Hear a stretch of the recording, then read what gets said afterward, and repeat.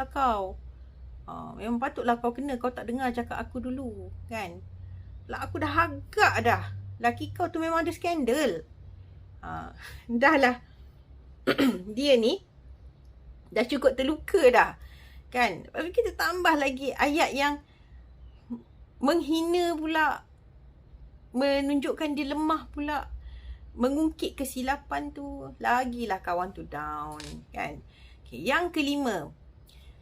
Dalam keadaan dia dah tak stabil, mental, fizikal dia, ya tentulah dia akan rasa lemah.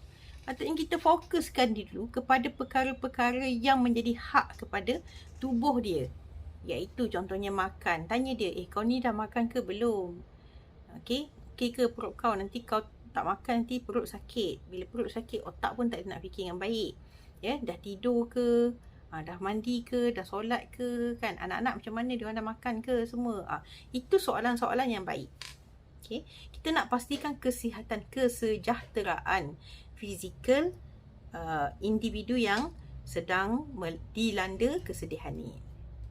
Yang keenam, jangan biarkan dia hidup terlampau lama dengan emosi. Nak menangis, nak bercerita, normal lah. Bagilah dia masa. Tapi membiarkan dia untuk tenggelam terlalu lama itu adalah yang tak betul. Yang tak boleh kita lakukan. Dan sepatutnya kita kena ingatkan dia kembali. Kau ada kerja ni, patutnya kau rehat dulu, tenang dulu. Kau pergilah buat kerja, pergi masak ke, kan? Tengok anak dah makan ke belum ke, kan?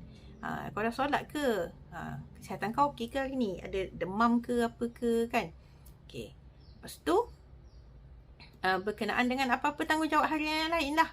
Kucing ke, dah makan ke belum kucing? Kucing pun terkorban sekali, kan, disebabkan emosi tu. Kemudian nombor 7, jangan jadikan kita sebagai pusat pergantungan emosi. Bila kita ada baru dia okey. Bila kita dah tak ada, kita tak bercakap dengan dia, dia dah down. Itu tak betul lah. Kita ni nak membina dia supaya dia boleh bangkit sendiri. Bukan menjadikan dia attach dengan kita, melekat dengan kita. Itu tak boleh, ya. Kerana kita nak membantu dia stabil. Sampai bila? Kita pun ada hak kepada diri kita, masa kita, kan. Kita pun ada keluarga kita, life kita, kan.